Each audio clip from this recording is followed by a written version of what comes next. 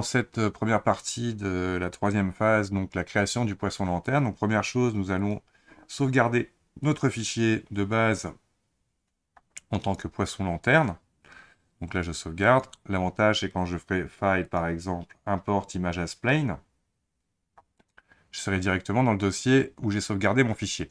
Je rappelle que j'ai activé la donne import, export, non import tout court, image as plane, qui est activée, qui va me permettre de faire file, import, image as plane, et donc d'aller dans mon dossier de référence. Donc, je rappelle que les liens seront dans les vidéos.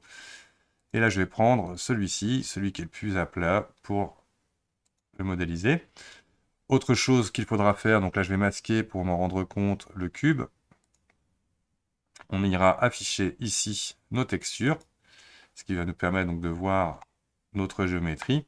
Alors, je peux sélectionner ma caméra et ma lumière X pour les daylight. D'ailleurs, en parlant de X, on va réactiver les raccourcis. Hop. Donc, et effectivement, ici, vous avez carrément le nom de l'image. Hein, donc, on pourrait s'imaginer qu'on allait plutôt l'appeler gabarit. Que voilà. Et mon cube, ça sera le poisson lanterne.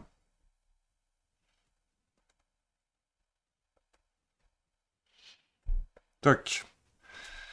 Voilà, nous avons notre scène de prête.